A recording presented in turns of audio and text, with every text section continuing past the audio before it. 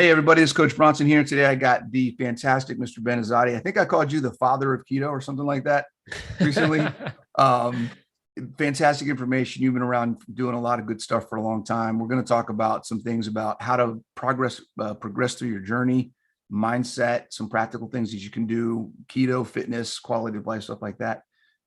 Before we get into that, though, I want to make sure that if you're not subscribed to the channel, please subscribe to this channel. Click on the bell so you're notified every time there's a new video. But most importantly, and this is the aspect that I try to get everyone to understand, is that if you get something interesting, if you get some information, if you learn something from this video, that means somebody you know will probably learn something too. So please share it. Let other people know the information and the knowledge that you're getting, because it's about helping everybody as much as possible. And we can't do that if we don't share the info. So get this information out there. Let's see how many people's lives we can affect and help everybody improve their quality of life. So thank you, Ben, for being on here, man. I appreciate it. How you doing? I'm doing great, Bronson. Love what you're doing. I'm grateful to be on your show. And yeah, you when you sent me your latest book, your awesome latest book, in the caption or in the title of the package, it said, I think, Ben, the Keto Kamp King or something like that. And I thought that was great. Yeah. You've been doing it for a while, man. I think you're one of the early names for me when, because I actually started with carnivore before I even really knew what keto was. So I kind of went backwards. I jumped right in from like a Whole30 right into carnivore. And then I was like, wait, there's this keto thing, this middle step I missed in between. So what's your story and how did you get into it? You've been doing it for a while. What got you going? Yeah, so we have similar stories, and I interviewed Bronson, for those who don't know, on my Keto Kamp podcast a couple months ago. It was a great interview, and I have a similar story to you, and my story is following a standard American diet, as we know, very processed, seed oils, fast food. That was my life. That's all I knew growing up. So of course I was very much unhealthy. I was overweight. I was one of those, the kids that were growing up, bullied, picked on, wore t-shirts inside a swimming pool, low self-confidence. And this transferred into my adulthood. And back in 2007, 2008, I found myself 24 years old, obese, 250 pounds, going through a bad breakup, depressed, suicidal, looking for ways to end my life because I was tired of crying every single day, addicted to video games, to drugs, to sugar, and just lost. I was broken, and I wanted to give up. But thank God I kept thinking about my mom every time I explored suicide. And I kept thinking about the devastation my mom would have to deal with if I took my life. And it kept stopping me in my tracks. Mm-hmm.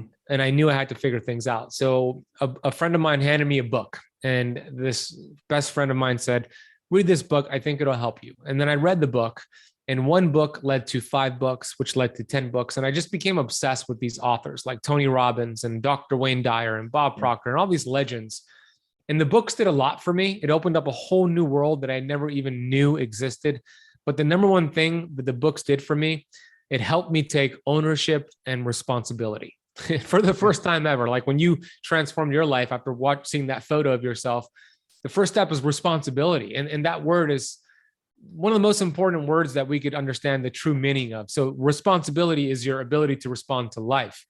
My ability to respond to life was poor. I was the victim. It's my mom who brought me Kentucky Fried Chicken every single night because she worked there. It's my enabling family members. It's my slow metabolism, my diabetic dad who gave me his genes. It's all this external stuff. It's the victim. But when you take ownership, that goes out the window. And I took ownership and I immediately became the victor of my destiny. And I stopped being the victim of my history. Right. And I started exercising. I started moving my body, eating better. And I went through this incredible transformation where I lost 80 pounds. I went from 250 pounds to 170 pounds, 34% body fat to 6% body fat. Woo! I know. Size 38 waist to size 30. Finally achieved the physical 6-pack for the first time ever. But the most important thing that I achieved was a mental 6-pack. And it changed my mental health. And I started to understand how important those thoughts we have are.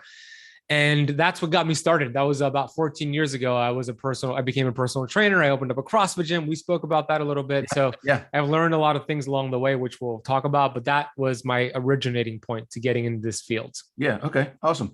So what was the first things that you started changing in your process? Because I know I get this question all the time. Do I start with my nutrition? Do I start with my fitness?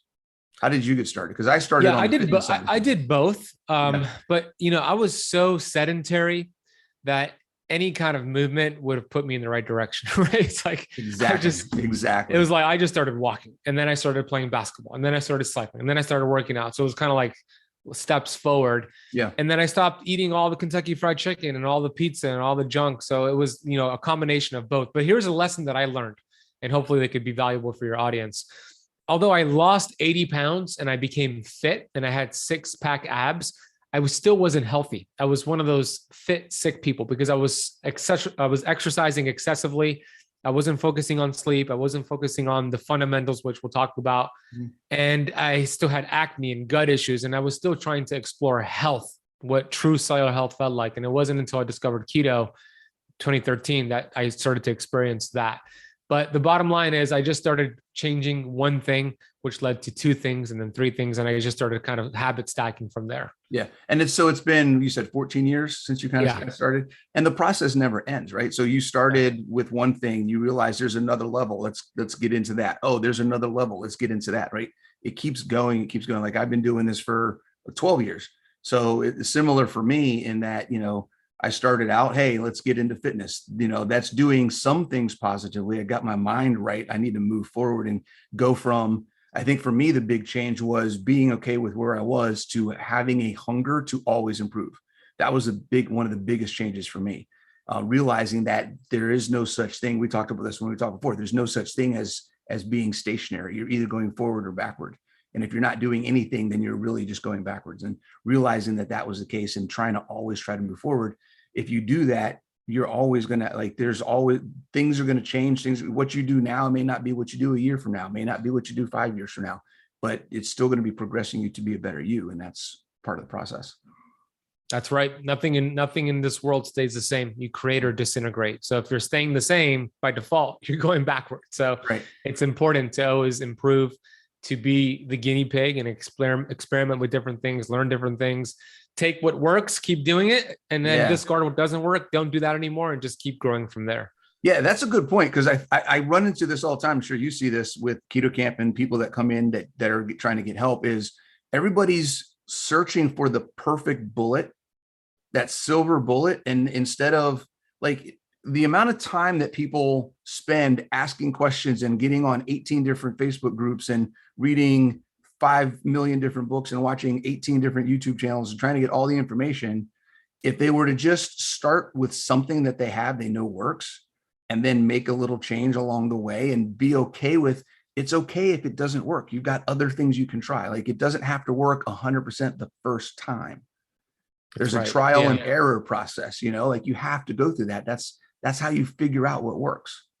That's the only way, really. You're right. And the challenge for the person listening and watching and those who are trying to improve their health is that we are drowning in information, but starving for our unique truth, right? And I always say, stop following 20 people that are teaching keto, teaching carnivore.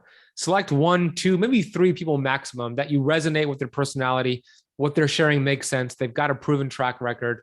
You're vibing with them, and go deep with their information and see if it works for you. And if it doesn't, then you move on to the next person. But you got to, go deep instead of going wide, because we have so many amazing people, but we don't all agree with each other, right? One person might say carnivore and only carnivore for the rest of your life. Somebody says, no, it's actually plant-based, paleo, and carnivore, or it's keto, it's that. So you got to find a couple of people that you resonate with, go deep with their work, see if it works for you, give it some time.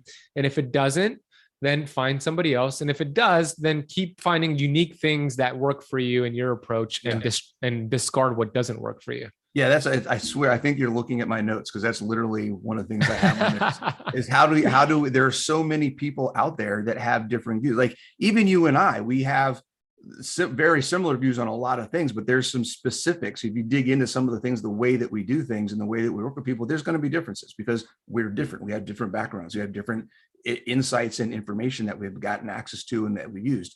If you look at it, you pick any topic in fitness and nutrition, let's just stay in the keto carnivore space, and you're going to find 5, 6, 7, 8 different interpretations of that information and how people use it. Yeah. So there's got to be some way that people can look at that and say, how do I figure out which is the one for me? Right. So what, if you were to answer that question for somebody, how does somebody look at information and say, okay, I've got 4 people saying 4 different things about, let's say, HbA1c. One person saying that anything over 90 of an average fasting blood glucose is bad. I've got another person saying 100 isn't bad as long as it's physiological versus pathological. Another one saying like we can go down this whole list of all these different interpretations of blood glucose. How does somebody find which one of those pieces of information is for them? Yeah, well, I would make sure the person who's sharing that information has a proven track record, right? They have patients and clients who have transformed their health, and they have the data to prove it. Like they've done lab work with those individuals, they have the before and afters.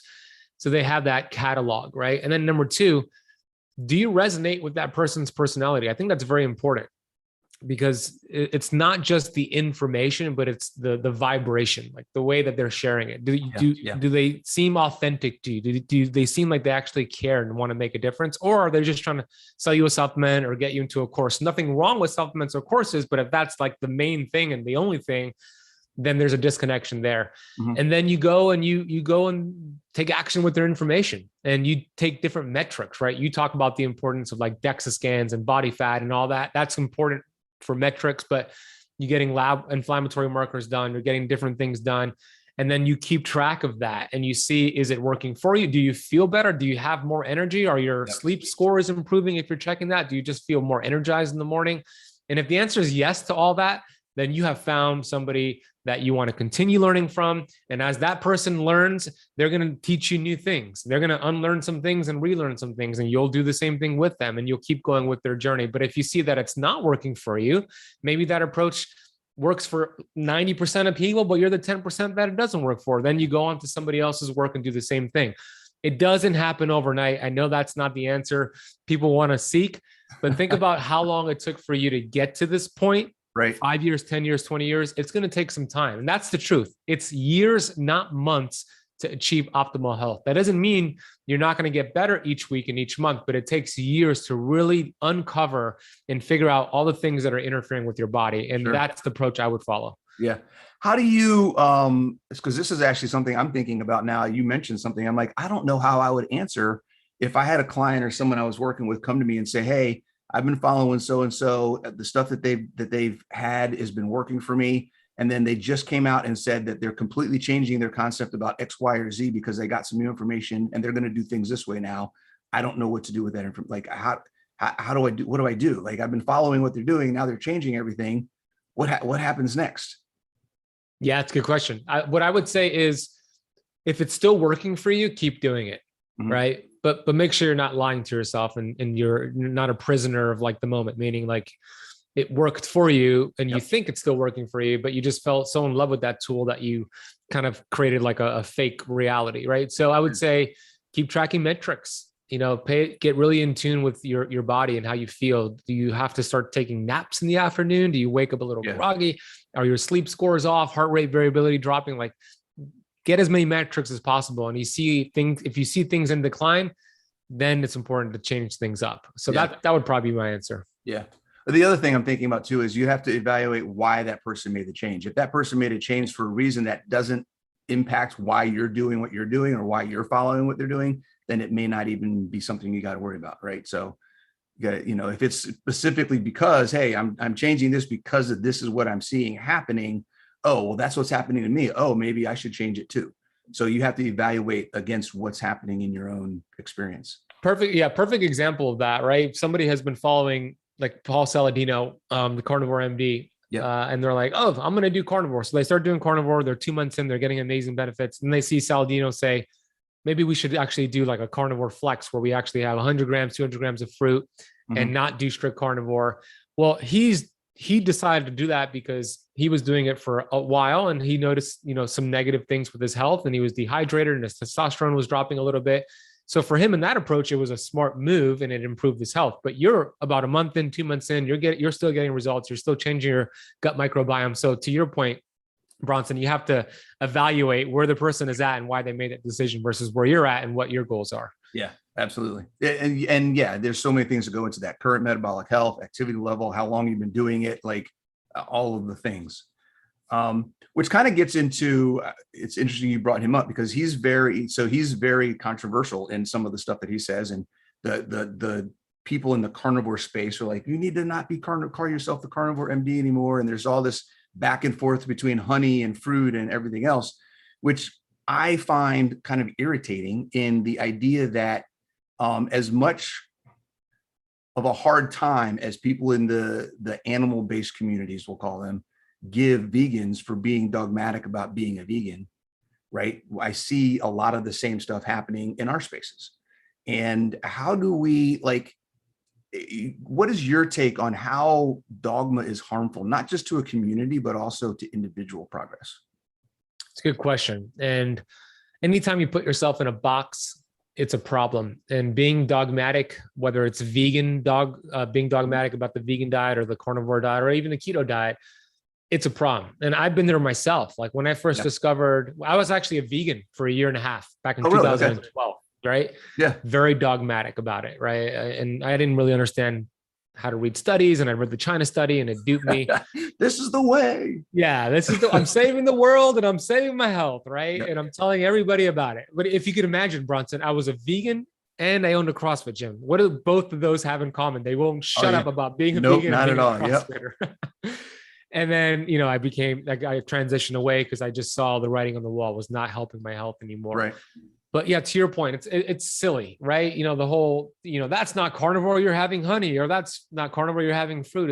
It's silly. We shouldn't be, our value and our worth should not be dogmatic, and we should not be identified as a certain diet or nutrition program. And I love carnivore and I love keto, but when you start to call yourself, and this might ruffle the feathers of some people, but like carnivore Kathy or keto Kenny, and you start to identify, and this is it. This is the only thing. And you close yourself from any other option and you put yourself in a box.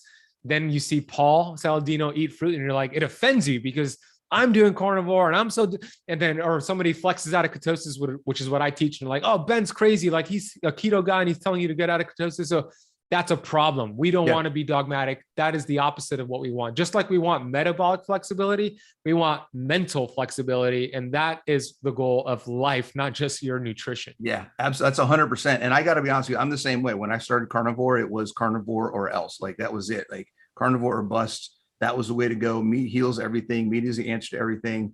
And it's taken me years to get to the point where I was like, my goal isn't to make people go carnivore. My goal is to help people improve their life. Yeah. And carnivore is a tool. Carnivore is a label around one configuration of nutrition that can help people, but it's not the only configuration. That's like saying you can't have one tool in your toolbox. You got to have multiple tools. That's good. I think you're limiting yourself, right? You're completely closing down. When you're dogmatic about something, you're completely closing down opportunities for growth and opportunities for change because you're ignoring actively, not even just like, I didn't know it. You're like actively ignoring and resisting information that could completely change your life. That's right. You said it well. It's one tool. Carnivore is one tool. Keto is one tool. Yeah. Fasting is one tool. They're not the only tools in the shed. There's so many, and they're incredible tools that you could use for the right amount of time at the right dosage and get amazing results. But when you're dogmatic, you forget about all these tools, and then you're just kind of struggling and forcing things. And we don't want to force anything. We want to go with the flow, go with human physiology. Yeah. Yeah, absolutely. All right. Thinking about going with the flow and human physiology. If someone were to ask you, is there an optimal diet for humans? How would you answer that? I would answer it and say, yes, just eat real food, right? Meaning I love it. It could be fruit, it could be vegetables, it could be meat, but something that does not require a label, right? If you go to the supermarket, you buy avocados, there's no nutrition label. It's just an avocado, right? Same thing with meat, same thing. So just eat real food, whole food, food that is not processed. That's the bottom line. And then from there, that's a good start. But from there, maybe having too much fruit and too much vegetables might not be that great for your gut microbiome and glucose and insulin levels. So you eat just meat and some fruit or some vegetable. So then you start to kind of peel back the layers. But That would be my answer. What about you? What would be your answer as the one? I would say for me, I work off the 3 pillars, and I don't remember if we talked about this on our video before, but nutrient density, bioavailability, and satiety kind of are the guidelines for how I look at nutrition. And if you're going for I would recommend people go for the most nutrient dense and bioavailable and satiating foods. So whatever that means for you, but there's also, and that's for the optimal, right? And there's optimal for, you want to call it the biological,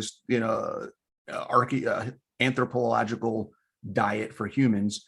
But then there's also the reality of what's optimal for the human body physiology and our current modern lifestyle. So we've all got different things in our background that, we may say, hey, I, in order for me to sustain being as nutrient dense as possible, I also want to enjoy my food.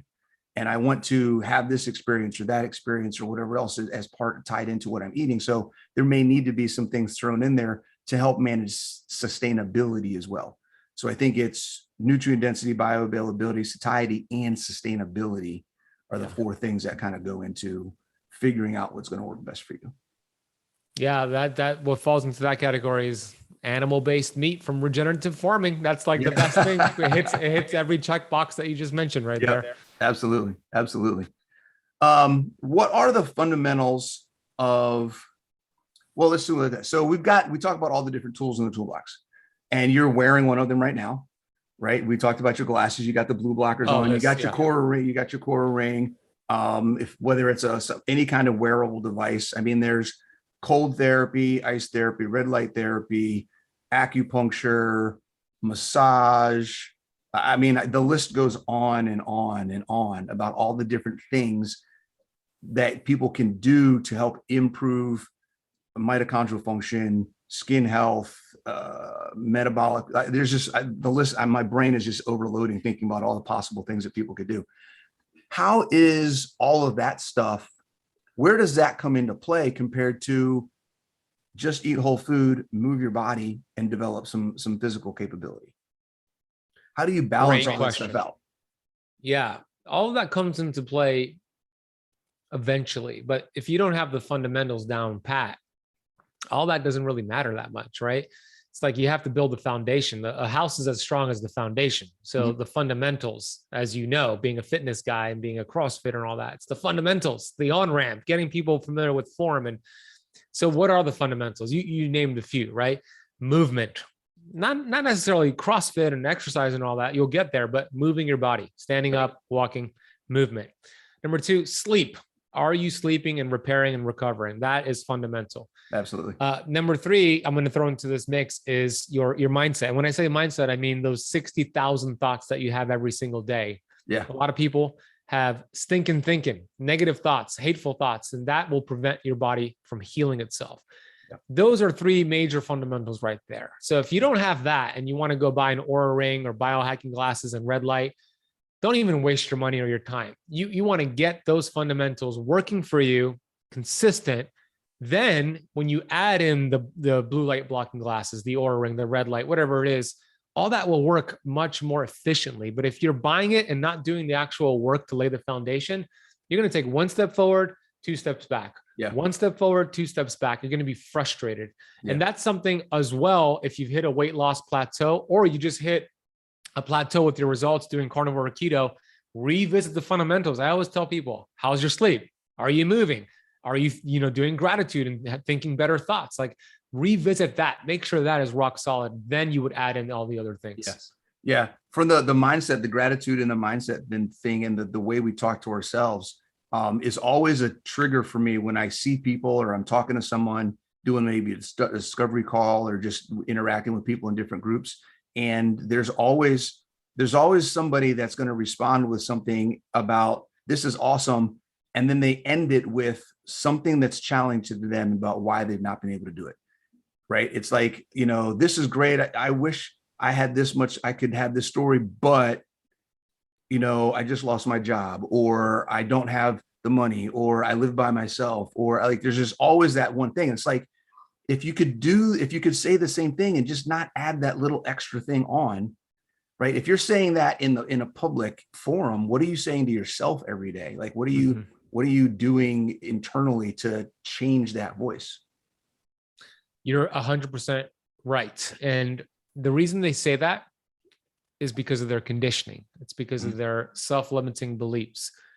They truly believe that that's the case. That is their reality, but it has nothing to do with who they are or their potential and what they can do. As you know, it has everything to do with their past experiences.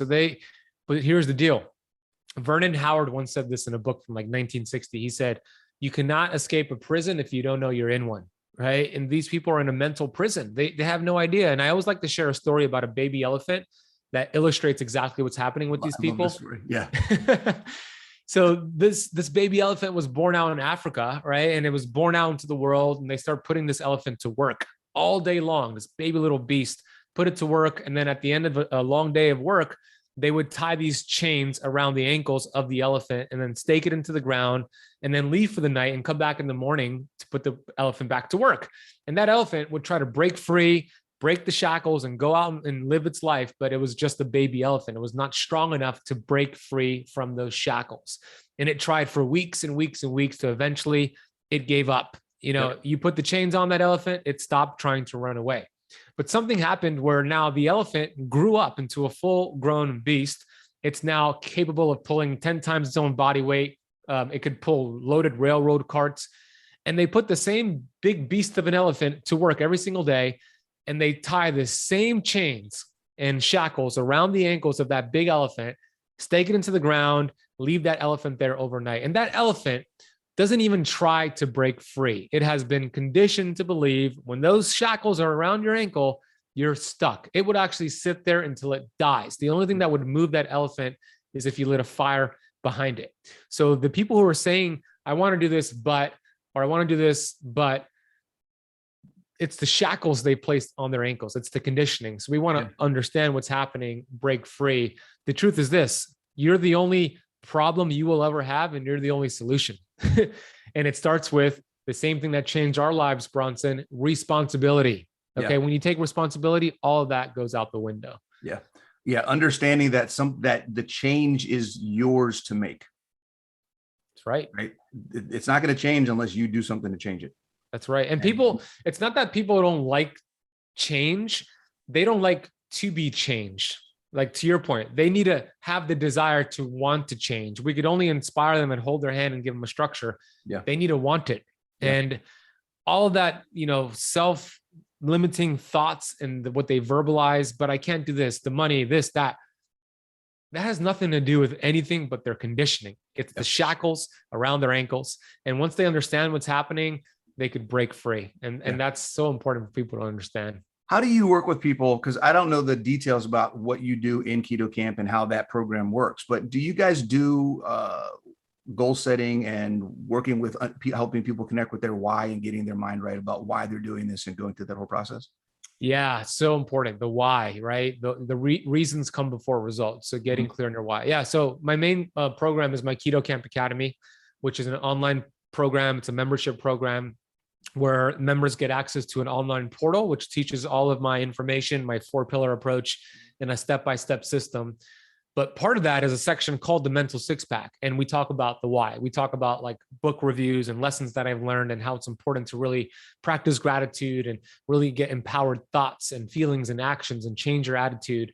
Your why is very important. If you don't have a clear why, it's going to be very difficult to make those changes or even get started with your change. Because when you have a strong why, then the how becomes easier. Not easy, but easier. So when challenges come into your life, you just reframe your eyes and your mindset and your energy to the why you're doing this, and it helps you overcome it. So yes, to answer your point, Bronson, absolutely. The mindset part, the gratitude, the goal setting, all that is part of the program. Yeah. How do you, so when you're working with a client or you're working with somebody, how do you go? Because I like to use the 7 levels of why and work them through. That's like, great. Okay, why is this? Okay, why do you want that? Okay, well, then that's the answer. Why do you want that? Like, just keep. Is that something similar to how you guys work with people, or is there another method? Or very similar. So the example I always give my students is like when I ask, like, let's say we're in a group setting on a Zoom call and I'm doing a coaching call and I'll like have a member share their why. And let's say Sally says, my why is to lose 50 pounds. So I'll say, that's a great goal and you can definitely do it. but why do you want to lose 50 pounds, right? The layer thing. And then she'll say, well, my knees hurt because of the extra weight. And I'll say, where is that showing up in your life? And she'll say, well, I can't participate in my volleyball league anymore. I had to quit, and then it ruined this relationship. And then I'll say, where else is it showing in your life? Where is it showing up in your life? So I'll get clear on where it's showing up in their life. I like that. And then once I determine that, where I could connect it to the relationships and where it's actually affecting their life, then I'll say, that is your why. Your why is because you can't hang out with your grandkids anymore because they make you exhausted and you're tired all the time. But your why is to be able to have the energy to play with them, to go on vacation with them and have the vitality. And then that's what they would write down. And I would tell them, keep it in front of you. When shit hits the fan, when things get tough, go read that why. Put it on your monitor on your computer, put it on your fridge, and just keep reminding yourself why, because success is never a straight arrow. It's always up and down. But when you go down and have a setback, then you refrain back to the why, and then that setback turns into a get back. And I always say it's not about the setback, it's about the get back. Yeah. Turn your step back into a get back. That's right. Setback into a get back. That's a t-shirt. That's right. That would be a good one. Awesome. Now, okay. So we talked a little bit about it earlier. We talked about starting fitness or nutrition first. And I think it's possible to both, right? Because if you're doing it where you're at, you should be able to implement some level of increased physical activity and some level of getting your nutrition in order without it being overwhelming. It doesn't have to be a whole bunch of all this stuff all at once. But how important is the fitness equation to what you do in Keto Kamp, or what we do? I know my answer, and you know my answer. But when people talk about going on their health journey, where would you say fitness plays a role? Yeah, I agree with your thoughts on it, right? I know your thoughts, and you could explain it very well why fitness should be a big component to it. Well, we know muscle is very important for longevity. We know that it's the more muscle you have, the more insulin sensitive you're going to be. You're going to absorb more calories, more glucose. So you're able to actually have more flexibility and be less rigid.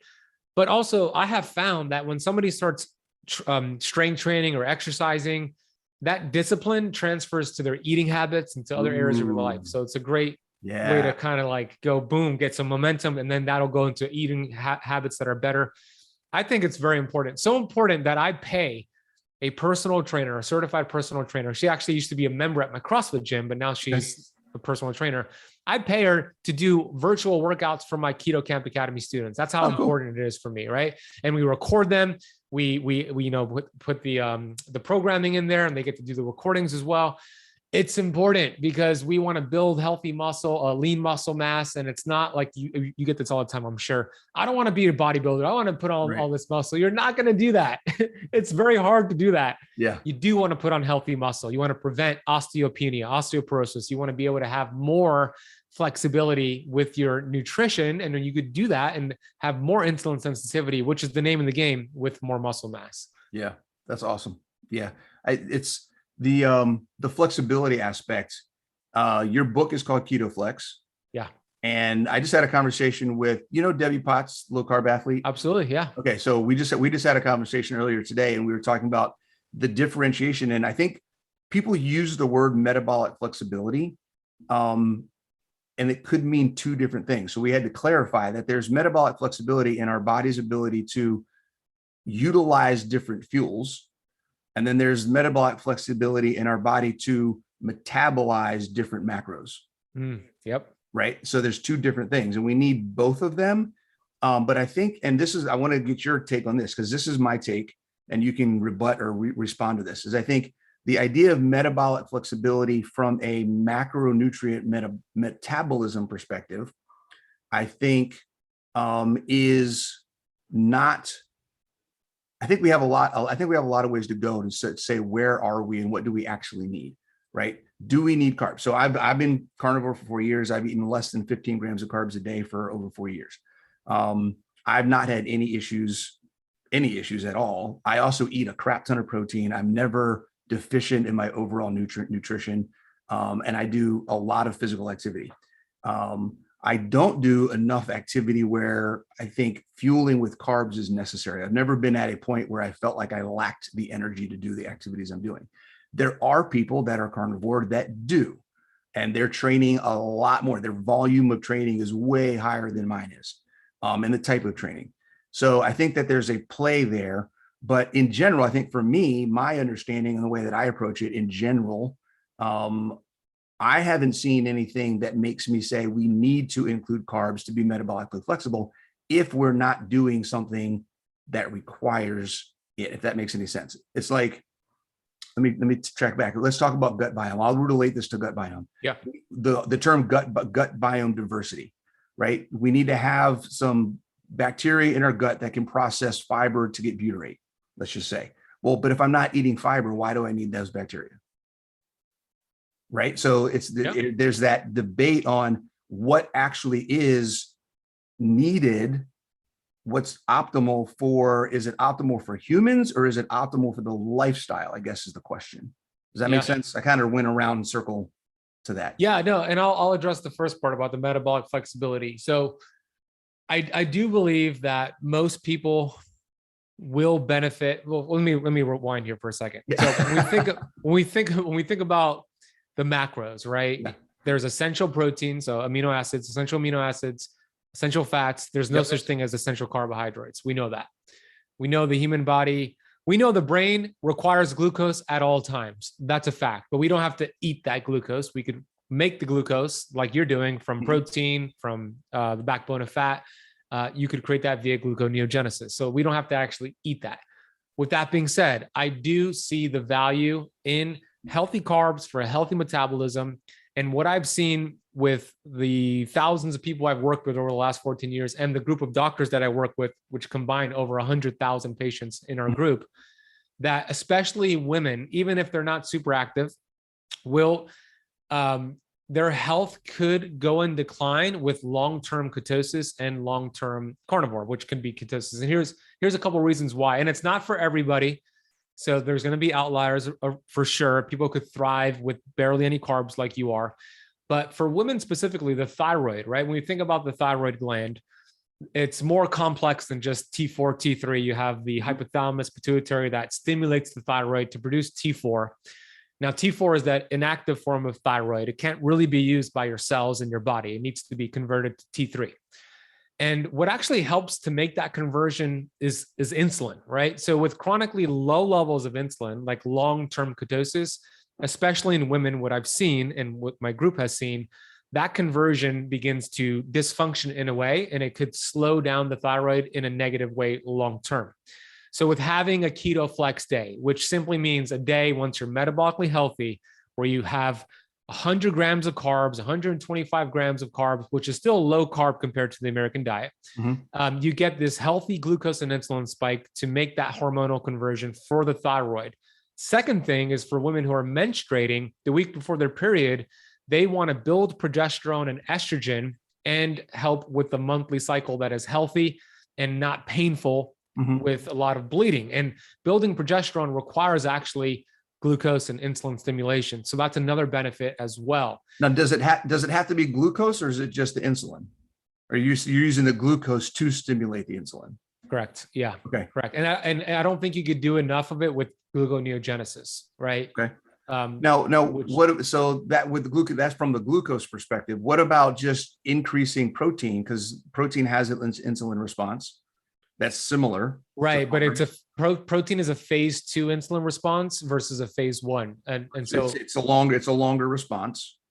It's a longer response, but it's much less of a squirt, if you will, for insulin when you eat protein versus carbs. Carbs will give you a much bigger response, which could help the conversions of progesterone and T4 to T3 much more efficiently than protein. Okay. Right.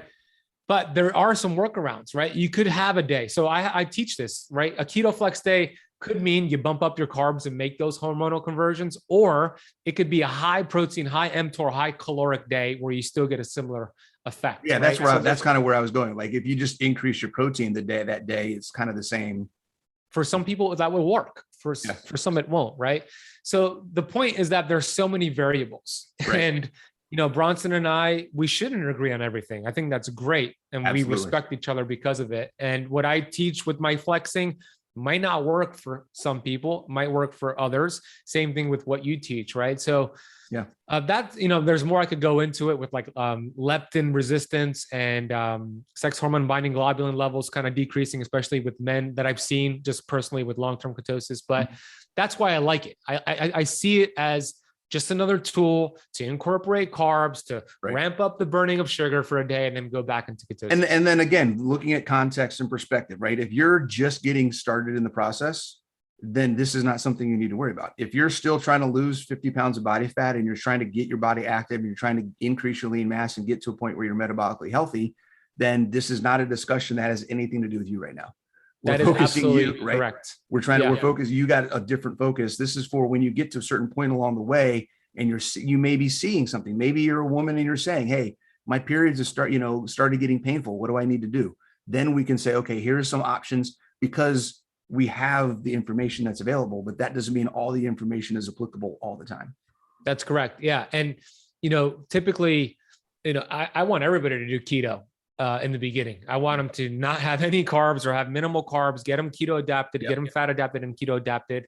And my third pillar of my protocol is actually the carnivore protocol, where they do 30 to 60 days. So they're doing keto, they're doing intermittent fasting, they're doing carnivore, which takes them about 12 weeks or so to complete those three pillars. And then once they get there, I tell them, okay, are you now metabolically healthy and flexible? You got your labs, you're a rock star. Let's throw a flex day, see how it goes. Sure. Or if you still have insulin resistance, 50 pounds or more, type 2 diabetes. Start it over again, right? Yeah, let's not flex yet. Let's keep doing maybe carnivore, some more intermittent fasting strategies. So it's going to be unique to the person. But eventually the goal is to get people to flex. Now, did I see something that you're doing carnivore now?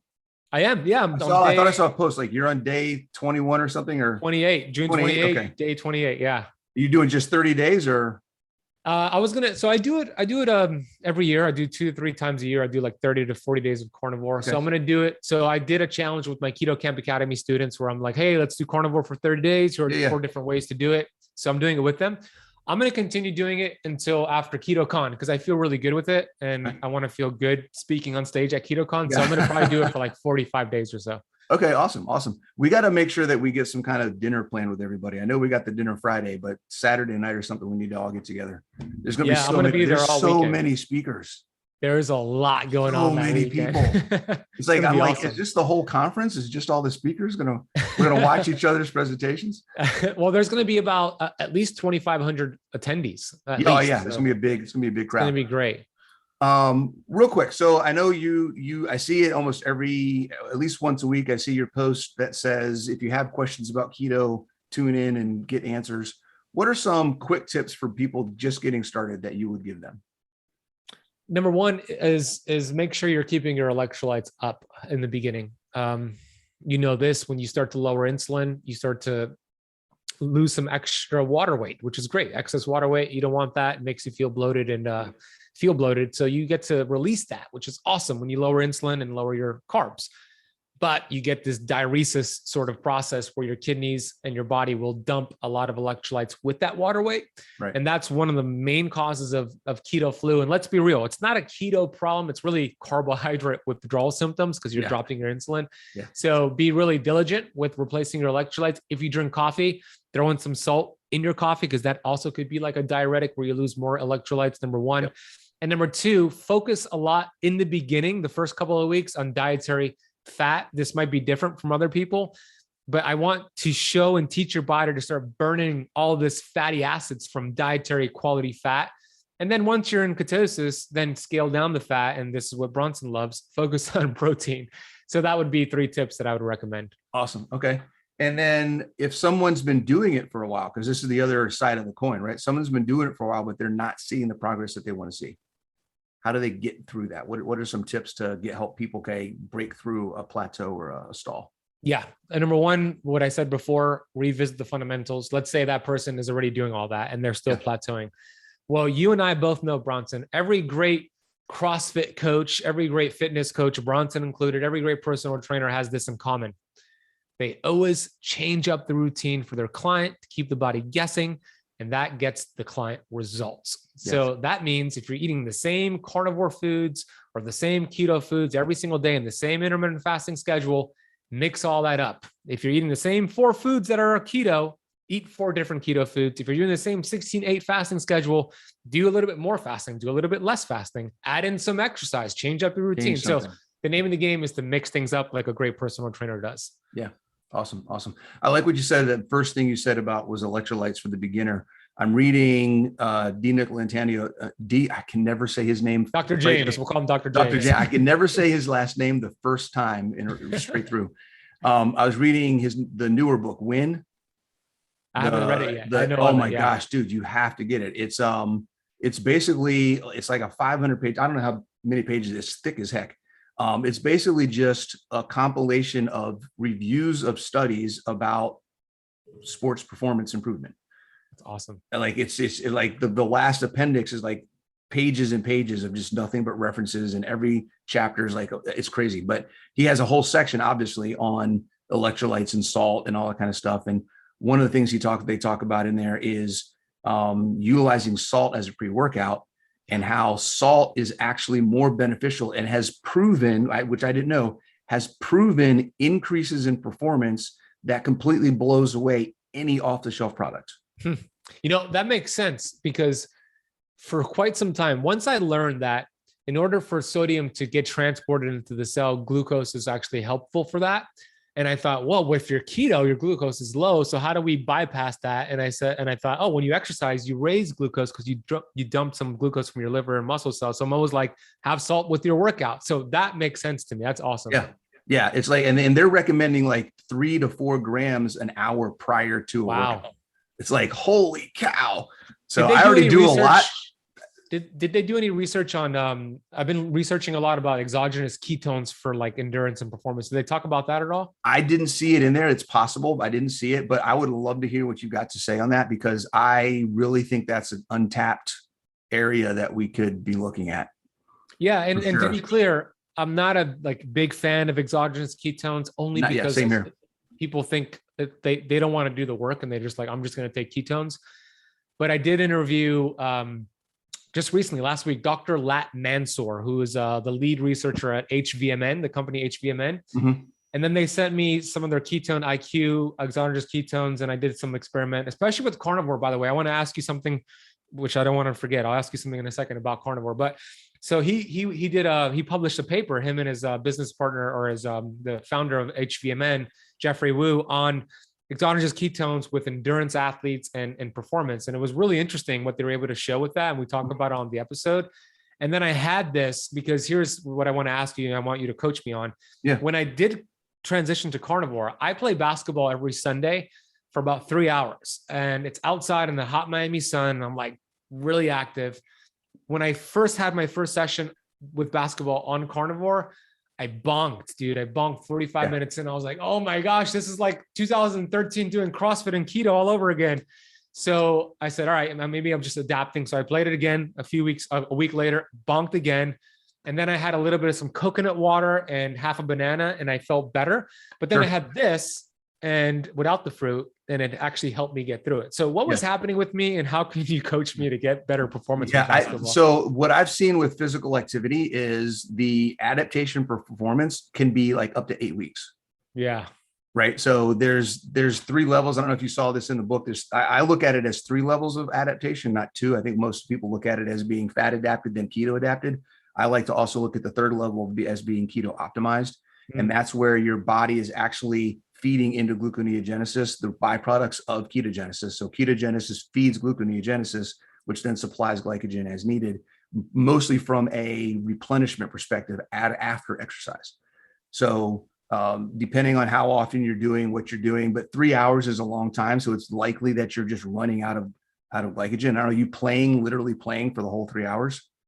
There's probably like 5-minute breaks, 7 times 5-minute breaks. So maybe like 20 minutes out of that 3 hours. I'm not, but it's pretty high. It's very likely you're probably running to the limit of your glycogen stores, and you're just running out and you haven't had a chance to replenish. So that may be an instance where some carbs may be good, like you said, coconut water, whatever, or if the ketones are working, then that could help as well. So that's for most people. I don't think most people would get there in one session. Right. right? It was extreme, dude. I felt Yeah. awful, man. I was So balling if it's hard. hot out, but then the other thing, like I was just saying with Dr. James's book, is if you preload your workouts with, I would love to see what happens. Preload your workout, take a liter of water and put 3 grams of sodium in it, or 3 elements, or I don't know what, relights or something like that, and drink that like half an hour to 45 minutes before your activity, before you start playing. What he's saying is the studies show that your blood volume is going to increase 10 to 15%, and it's going to last and have you be more hydrated for up to 4 hours after you do it. Interesting. Okay, So I'll do that. I was that could drinking help it. as well. Yeah, I was drinking the element throughout my workout. I drank a packet, which I think is 1 gram, but doing it like an hour before is probably a better idea. So but a lot more, like 3 or 4 grams before. 2 to 3 packets. Yeah. Okay, cool. That helps. I'm going to try it. I read that. I was like, sweet. I get to eat more salt. I love eating salt, man. It's fantastic. Me too, dude. I love it. I'm weird that way. Awesome. Well, thank you very much, man. Where can people find you, and how do people track you down and get more info? Well, you were on my podcast called the Keto Kamp podcast. We just won the award from the Metabolic Health Summit for Podcast of the Year. We're proud of that. So you could start with the episode I did with Bronson, which was an awesome conversation. And then my website is benazadi.com. It has all of our information there, YouTube channel, TikTok, etc. So benazadi.com and Keto Kamp podcast. Fantastic, man. Thank you very much for being on. I appreciate it. Thank you, Bronson. Love what you're doing, brother. Thanks.